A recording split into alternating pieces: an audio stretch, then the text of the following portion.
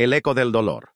En el pasado, por allá en el año 2014 o antes, vivía con mi madre, mi tía y mi abuelita. Mi abuelita sufría de varias enfermedades, entre ellas Alzheimer y artrosis. Su mente se desmoronaba como una casa de naipes al viento, perdiéndose en laberintos de recuerdos fragmentados y terrores invisibles. Su cuerpo, encorvado y débil, era una jaula de huesos doloridos que le impedían moverse con facilidad.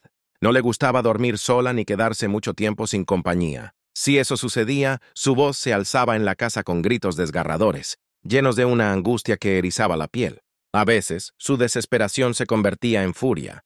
Golpeaba el suelo y los muebles con su bastón, como si estuviera espantando fantasmas invisibles que la atormentaban en la penumbra de su mente. Otras veces lloraba como una niña perdida, con sollozos que no parecían propios de una mujer anciana, sino de un alma atrapada en un bucle de miedo y soledad.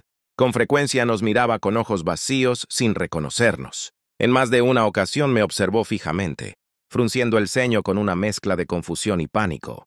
«¿Quién eres tú? ¿Qué haces en mi casa?», me preguntaba con voz temblorosa. Y cuando intentaba calmarla, su respuesta era siempre la misma: levantar su bastón con torpeza y defenderse de la intrusa que, en su mente, había irrumpido en su hogar. Una noche, en un arrebato de delirio, intentó golpearme, convencida de que yo era una extraña que quería hacerle daño. Afortunadamente, su puntería no le jugó a favor y el golpe fue recibido por un pequeño televisor que colgaba de la pared, el cual crujió con un sonido seco. Esos momentos eran agotadores, desesperantes, y no sabíamos qué hacer. Mi madre y mi tía, consumidas por años de sacrificios, me decían que la ignorara, que no me dejara afectar, pero ignorarla solo empeoraba todo. Su angustia crecía, se descontrolaba, su mente se sumergía aún más en el abismo de la demencia. Y lo peor fue la noche en la que, entre alaridos y sollozos, me miró con ojos desorbitados y gritó: «¡Ella no es mi nieta! ¡Es otra! ¡Es otra!». Esas palabras quedaron resonando en mi mente como un eco macabro. ¿A qué se refería? ¿A quién veía en mi lugar? ¿Acaso su mente le mostraba imágenes de alguien más? Esa pregunta se quedó conmigo. No sabía qué era más aterrador: que me hubiera confundido con otra persona o que realmente estuviera viendo algo más en mí. Con el paso del tiempo, mi madre y mi tía comenzaron a turnarse para dormir con mi abuelita. Esas noches eran pesadas, interminables. Mi abuelita se despertaba gritando, ahogándose en sus propios susurros de terror, enredada en recuerdos que no distinguíamos de pesadillas. Dormir con ella era un suplicio. Mi madre, resignada, tuvo el turno de quedarse con ella una noche. Mi tía dormiría en otra habitación, y yo, en un intento de darle compañía, decidí quedarme con ella. Nos recostamos una al lado de la otra, hablando en la oscuridad de la habitación. En un momento, mi tía dejó de responderme y asumí que había caído en el sueño. Decidí cerrar los ojos e intentar descansar, pero algo rompió el silencio de la noche. Un llanto de mujer. Era un sollozo desgarrador lleno de desesperación, el tipo de llanto que solo se escucha cuando alguien acaba de perder a un ser querido o está siendo sometido a un dolor indescriptible. Mi piel se erizó al instante. Mi primer pensamiento fue que mi tía estaba llorando, tal vez a causa de la discusión que había tenido con mi madre anteriormente, pero había algo extraño en ese llanto, algo perturbador. Me acerqué a mi tía con rapidez, la tomé del hombro y la giré hacia mí. En la oscuridad, le pregunté en un susurro si estaba llorando. Su voz, apenas un hilo de sonido, me respondió que no, que estaba bien. Para confirmar, pasé mis manos por su rostro. Sus mejillas estaban secas.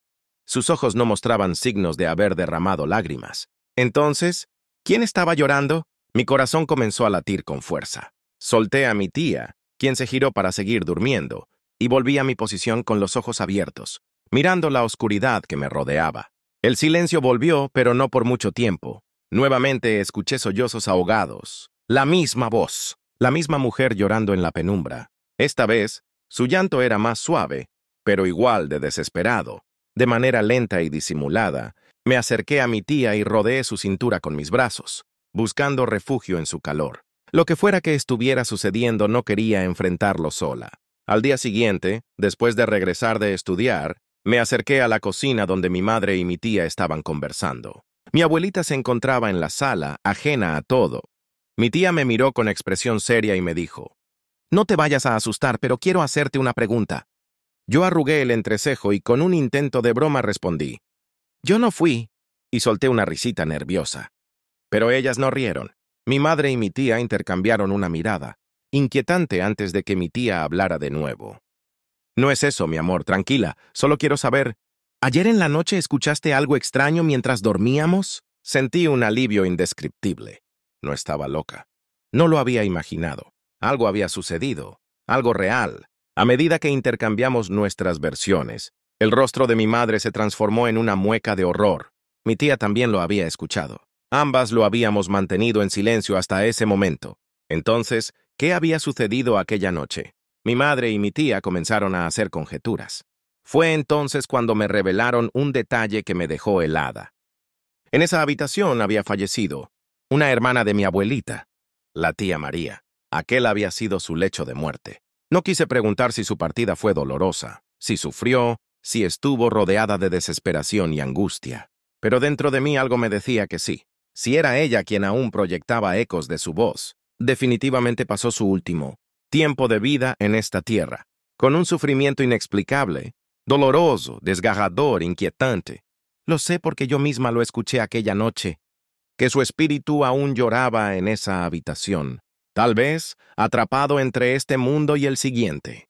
Con el tiempo dejamos atrás aquella casa, un lugar donde siempre ocurrían cosas raras, cosas que nos hacían correr hacia la cama. Después de apagar una luz o de encender todas aquellas luces de camino hacia el baño, tal vez eso mismo era lo que hacía a mi abuelita querer compañía todo el tiempo. No lo sé. Hasta el día de hoy, a mis 26 años, aquel llanto sigue tatuado en mi mente, un eco eterno de una noche que nunca podré olvidar.